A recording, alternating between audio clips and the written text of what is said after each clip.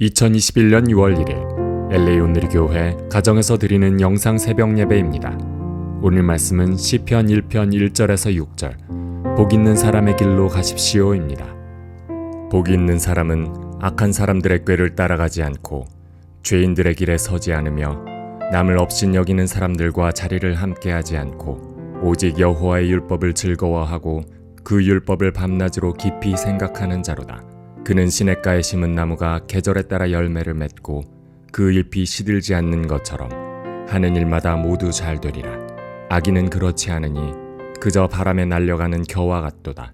그러므로 악인들은 심판을 견디지 못하며 죄인들은 의인의 모임에 참석하지 못하리라. 의인의 길은 여호와께서 보호하시나 악인의 길은 망하리라.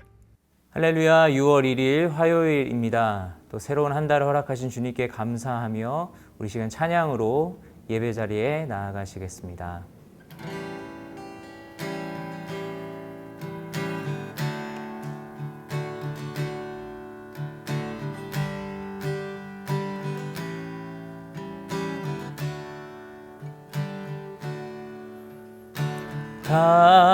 달고 묘한 그 말씀 생명의 말씀을 귀한 그 말씀 진실로 생명의 말씀이 나의 길과 믿음 밝히 보여주니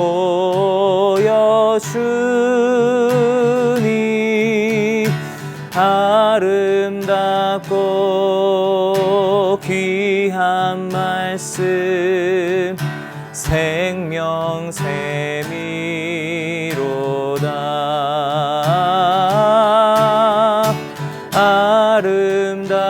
아름답고 귀한 말씀 생명샘이로다.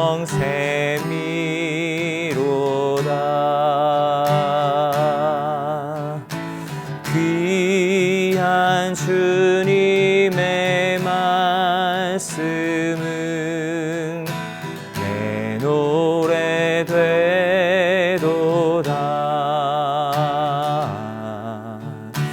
모든 사람을 살리는 생명의 말씀을 합도 없이 받아 생명 길을 가니 아름답고 귀한 말씀 생명샘이로다.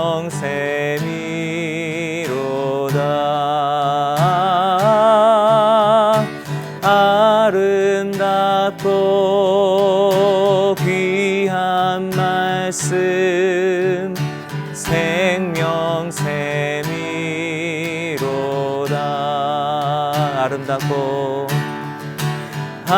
아름답고 귀한 말씀 생명샘이로다.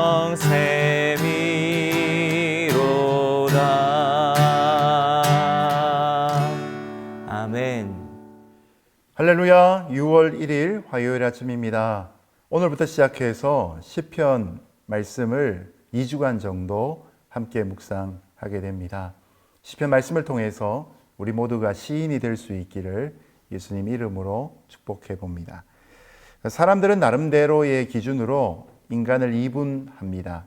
제일 손쉬운 기준은 남자와 여자로 나눈다 정도일 것입니다. 진보와 보수, 신세대와 구세대, 호남과 영남 등으로 나눌 것입니다. 미국 같으면 공화당, 민주당 이렇게 나누겠지요. 자, 그렇다면 하나님은 이 세상에 있는 사람들을 어떤 기준으로 나누실까요? 대번에 떠오를 수 있는 대답은 구원받은 사람과 그렇지 않은 사람들이 될 것입니다. 그런데 이 대답은 너무나도 교리문답에 익숙한 정답이 아닐까 싶습니다. 자, 어떤 사람이 있으면 그가 구원받은 사람인지 아닌지 우리가 어떻게 알 수 있겠습니까? 하나님의 구원의 때가 아직 임하지 않았기 때문에 우리의 눈으로는 그런 기준으로 답할 수가 없겠지요. 우리가 알지 못하는 불신자들 중에도 아직도 하나님을 만나지 못했던 것뿐이지 앞으로 하나님을 만날 가능성이 많을 것입니다. 인간의 이분법은 나누고 쪼개는 이분법이라면 하나님의 이분법은 더하고 곱하는 이분법이 될 것입니다. 자, 시편 1편부터 150편 전체의 서론에 해당하는 것이 바로 시편 1편입니다.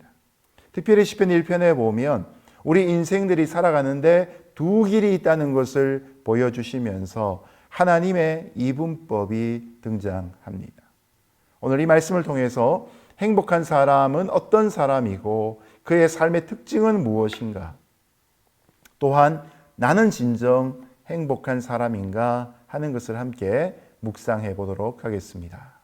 복이 있는 사람은 악한 사람들의 꾀를 따라가지 않고 죄인들의 길에 서지 않으며 남을 업신 여기는 사람들과 자리를 함께하지 않고 오직 여호와의 율법을 즐거워하고 그 율법을 밤낮으로 깊이 생각하는 자로다.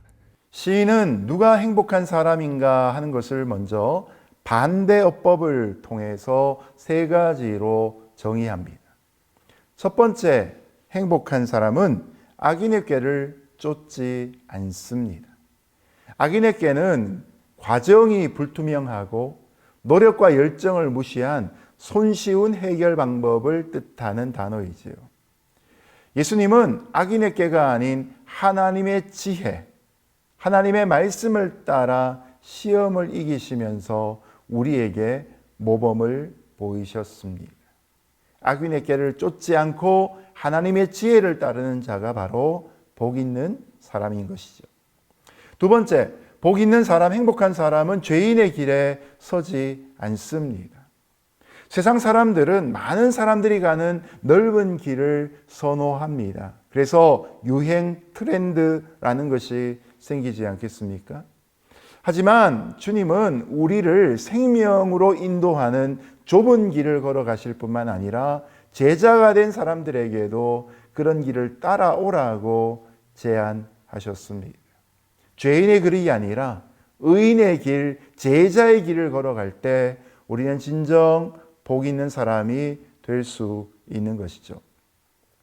세 번째로 복 있는 사람은 오만한 자의 자리에 앉지 않습니다. 세상은 서로 높아지려 애쓰는 사람들로 가득합니다. 예수님을 따랐던 12명의 제자들 사이에도 그런 갈등과 긴장이 분명히 있었습니다. 식사하시던 자리에서 서로 마음으로 높은 자리에 올라가려 애쓰는 제자들 앞에서 예수님은 오히려 제자들의 발을 닦아주시고 낮아지는 삶의 모범을 보여주셨습니다. 진정 행복한 사람은 오만한 자의 자리에 앉아있는 것이 아니라 겸손하게 섬기는 것을 보여주신 것이죠. 이런 세 가지의 반예를 통해서 복 있는 사람에 대한 정의를 내리신 다음 진정으로 이 복 있는 사람은 누구인가? 우리가 읽은 2절 말씀에서 복 있는 사람은 하나님의 율법 곧 말씀을 묵상하는 사람이다라는 정의를 비로소 내리는 것입니다. 물론 여기서 율법은 단순히 십계명이나 모세의 율법과 계명과 규례뿐만이 아니라 우리 인생의 길잡이가 되시는 하나님의 모든 계시를 일컫는 단어입니다. 말씀에 따라 우리가 삶을 결정할 때 성경은 가기 쉬운 악인의 길을 벗어나서 그 유혹에서 이길 수 있는 지혜와 힘을 공급해 주시는 것이죠. 세상의 소유와 세상이 보는 지위, 그것으로 인해 만족하고 행복한 사람이라 오해하지 않고 오늘도 나의 심령에 넘치는 하나님의 말씀 때문에 내가 행복한 사람인 것을 실제로 깨닫는 저와 여러분 될 수 있기를 예수님 이름으로 축복합니다. 그는 시냇가에 심은 나무가 계절에 따라 열매를 맺고 그 잎이 시들지 않는 것처럼 하는 일마다 모두 잘 되리라. 악인은 그렇지 않으니 그저 바람에 날려가는 겨와 같도다. 말씀을 묵상하는 의인은 시냇가에 심은 나무와 같습니다. 계절을 따라 나무가 과실을 맺듯이 그는 열매를 맺는 삶을 살게 됩니다. 그러나 말씀을 무시하는 악인은 겨가 가벼워서 바람에 날리듯이 작은 시련에도 넘어지고 허무한 인생을 삽니다. 시냇가에 심은 나무는 물과 영양분이 공급되어 묵은 가지 끝에라도 새순이 돋고 꽃이 피어 열매가 맺힙니다. 여러분, 이런 일이 어떻게 가능합니까? 우리의 눈으로 볼 수 없지만 나무는 뿌리로부터 물과 영양분을 빨아올리기 때문입니다. 우리의 삶에 열매가 맺히는 때는 항상 하나님의 말씀이 넘치던 때 아니었습니까? 나무로 치면 성장하는 동안에는 열매가 맺히지 않지만 성장보다 넘치는 영양분이 있을 때 그만큼 열매로 맺히게 되는 것이죠. 그리고 우리에게 맺어야 할 또 다른 열매는 바로 사랑과 희락과 화평과 오래 참음과 자비와 양성과 충성과 온유와 절제란 것을 갈라디아서 5장은 성령의 9가지 열매를 통해 알려주고 있는 것이죠. 하나님의 말씀으로 언제나 공급받는 생기 있는 영혼이 될 때 우리의 삶에는 그만큼 성령의 은혜가 넘치게 될 것입니다. 오늘도 하나님의 은혜로 인하여 살아갈 뿐만 아니라 열매 맺는 인생 될 수 있기를 예수님 이름으로 축복합니다. 그러므로 악인들은 심판을 견디지 못하며 죄인들은 의인의 모임에 참석하지 못하리라. 의인의 길은 여호와께서 보호하시나 악인의 길은 망하리라. 마지막으로 시편 1편의 저자는 복 있는 자와 복 없는 자의 운명을 대조적으로 보여줍니다. 한쪽은 심판을 견디지 못하고 의인의 무리에 들지 못하는 악인의 삶입니다. 다른 쪽은 여호와께서 인정하시는 의인의 삶입니다. 의인의 삶에는 열매가 남지만 악인의 삶에는 겨와 같이 남은 것이 없습니다. 이렇게 나뉘는 것이 인생의 궁극적인 운명입니다. 이런 하나님이 가지신 이분법의 기준은 의외로 선명합니다. 그것은 말씀을 묵상하는 자인가 아닌가 하는 것이죠. 우리가 간절히 바라는 무언가가 이루어지는 것이 진정한 행복이 아닐 수 있습니다. 원래 사람이 갖고 있는 소원이란 것은 어느 때까지 가면 또 다른 소원으로 탈바꿈하기 마련이기 때문입니다. 우리가 누려야 할 진정한 행복은 하나님의 말씀을 따르는 생활의 자연스러운 결과인 것이죠. 여러분, 오늘도 이 두 갈래길이 저와 여러분의 인생 오늘 하루치의 걸음 앞에 놓여 있습니다. 지금도 하나님은 말씀을 묵상하는 삶을 통해 행복한 삶을 누리도록 우리를 초대하고 계십니다. 오늘도 말씀과 함께 하나님을 누릴 수 있는 저와 여러분 될 수 있기를 예수님 이름으로 축복합니다.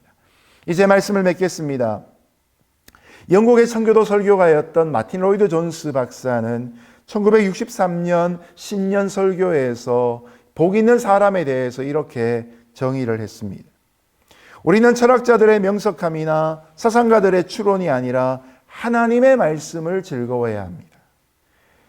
악인들의 묵상과 사유가 아니라 여호와의 율법, 성경, 하나님의 규례, 구약과 신약, 율법과 복음을 즐거워해야 합니다.